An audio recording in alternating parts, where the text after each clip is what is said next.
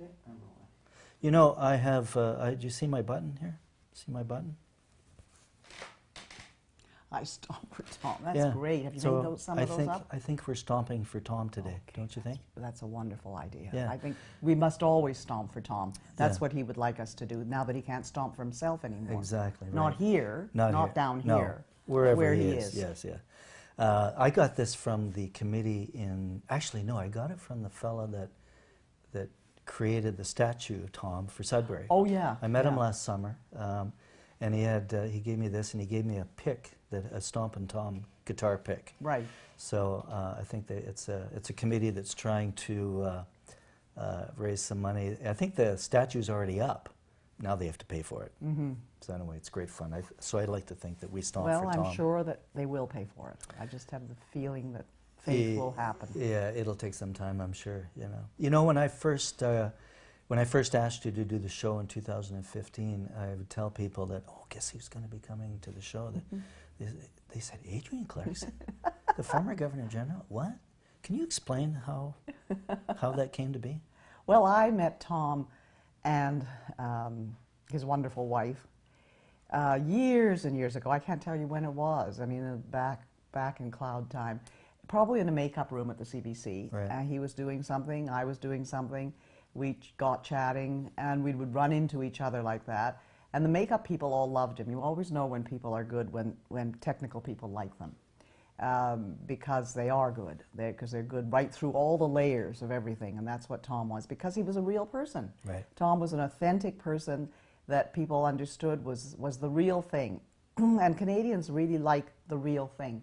They can admire all sorts of things. And I think we look at stardom in places like the United States and say, oh yeah, those people are stars and so on. But the people that we really treasure as our own are people like Stompin Tom. Yeah. And so when I met him, I thought this is the real thing. And then I just loved his songs. I mean, I loved them. I always loved them. And I've kept loving them. And, you know, I have my favorites, of course. I do like Bud the Spud and Sudbury Saturday Night. And everything that he ever did, it seemed to me, he wanted to put into words and into music something that we all felt. And I think that's the authentic performer poet. And that's what he was. He was a poet. He was a great writer. I had a producer once tell me, one of our producers once, we were doing a rehearsal, playing one of his songs, and he came in and he said, you know, there's a little bit of Robert Service in this song. And I was thinking of the Marten Hartwell song that you performed. Very much so. It's like, you know, it's like a lot of Service's work that he did up north. The killing of Sam McGee, right. And that, you know, that wonderful sort of feeling that you get of the atmosphere of things and the words. And I think definitely Stompin Tom is in the Robert Service tradition. Mm-hmm. It just happened to put great melodies behind these great poems. He did indeed. Yeah. And then his voice, you see, the voice is a very interesting thing, because you don't know where people's voices come from. Mm-hmm. And I've talked about this with classical singers, with opera singers, and not so much with pop singers, because I think, you know, we don't pay that much attention to the fact of the voice. Although I must say I'm interested in people like, because they're my generation of people, and they sound like not what people think of as singers, like Dylan, mm-hmm. Leonard Cohen, right. And Stompin Tom. But they are singers, because singing isn't just a matter of singing in a kind of manner which is written down, and you've got to go from this note, you know, you've got to go from B flat to C, etc. It's not a matter of that. It's a matter of the voice coming through and touching other people with their voice. And I think, just as we're told by anthropologists that we all spoke poetry initially. We did not speak sentences, logical sentences. Right. We spoke poetry in cadences, because we lived in cadences. We were hunters, and we were people who lived in caves and darkness and flickering flames. And there was this whole feeling that we spoke poetry before we spoke what we call prose now. Mm. And I think that the real artists, the ones that we respond to as singers, are the people who speak that poetry. Stompin Tom is one of them. No question, no question. He was an unapologetic Canadian. He wore his national, his proud Canadian on his sleeve. is there any other Canadian who symbolizes that more than him? No, I don't think there is. Yeah. I think that Tom really believed that, and I think he probably believed it. I mean, I don't want to psychoanalyze him too much, but the fact is that he came from really a background where he didn't belong to anyone or anybody, like a family. So he belonged to the country, and he belonged to where he had hitchhiked to and where he'd, you know, done odd jobs in, and the taverns that he sang in, and the people that he met in those places. And I think that's a really wonderful thing. I link Stompin' Tom to my father. My father was a Chinese who was born in a small town of 60 people in Australia.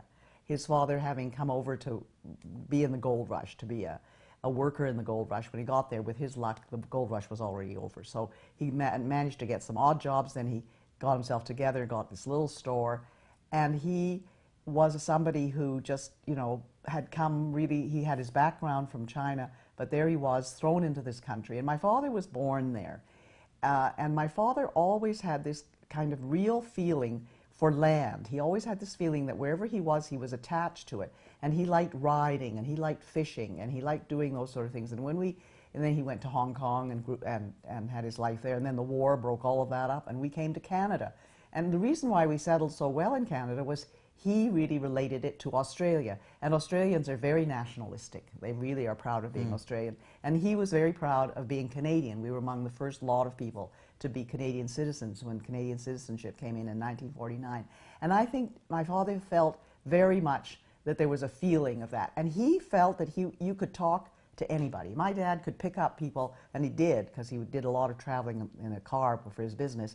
And he would pick up hitchhikers all the time. My mother used to rather object because he'd bring them home for dinner and things. And we'd bring home anybody. Right. And I think I respond to that in Tom. I respond to that feeling that you can talk to anybody, that everybody's a human being, and that you have to listen to them. I remember once my brother and I was talking to my brother about this about 2 years ago, and he brought home somebody who my father said, this is Bob or whatever his name, Dick. He said, and he's a rubby. And so we said, what's a rubby?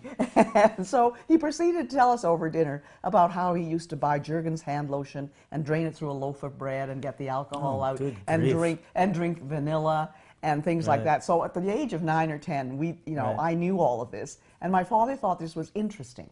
He thought, he didn't think this guy is not worth meeting my children.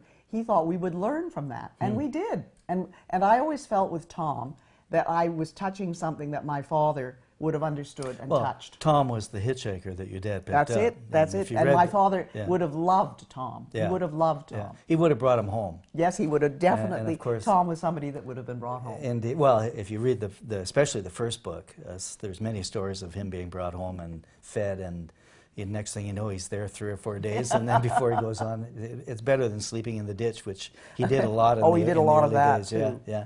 But he did give us permission to wave the flag, and we owe him that, if nothing else. Well, that's right. Yeah. But also he did it from the inside out. And he didn't take the symbols and say, all right, we'll just deal with that. He actually believed in that. I mean, he loved hockey, and he loved our potatoes. Yeah. And he loved all the things that he wrote about and sang about, and that's what we recognize when we hear those songs. We know that they're real. We know they're the real thing. I think maybe too that's one of the reasons. I don't know if you noticed this at the show in 2000, just a couple of months ago, but there is not the same distance between the performer, the music, and the crowd with Tom's stuff as there is with most of the performers that I see. And I'm wondering, I think that Tom's fans feel like he's just one of them, and as a result, as a performer, I feed off the fans. I feed off. It's like they're part of the show. It's like they're on stage with us. Unlike we sing a Tom song, and they're singing along with it. They're just part of the whole show itself. Did you feel that night? Oh, I felt that very much, and I think that's the ultimate in performing. And as a person who goes to performances and loves them, what I do always is clap like mad and shout and everything, because and you see how a performer responds to that. Their smile, their eyes shine, and I think no matter whether it's a play or it's music or it's a musical or a ballet or opera, their eyes shine because ultimately they're doing it for the love that they're getting from the audience.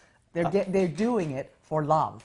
I have some audio of some of the old shows that we did with Tom when we were touring, and he would egg them on. You know, most performers don't want to be heckled. Tom, he invited heckling, and that was part of the conversation that was going on during the show. And so when we do the tribute show throughout the year, I play some of this stuff, and it gets the crowd all worked up, and it gives them license, gives the crowd license to be silly. Yeah. And it's just in keeping with a Stompin Tom show. The thing that struck me about the 2015 show too was that we arrived 4 hours beforehand to do a sound check and set up, and then go over some songs before the doors were going to open. And there were fans arriving 4 hours beforehand. Yeah. It was unnerving. Yeah. It was great, but unnerving at the same time. They were just so anxious to get this going. I think that people miss Tom, and that's why they'll line up for any show, and they'll come if they feel they'll actually touch him again. And I think there is a reverence and a kind of sacredness to the great performers. And I use that word sacred because I think that is it. They bring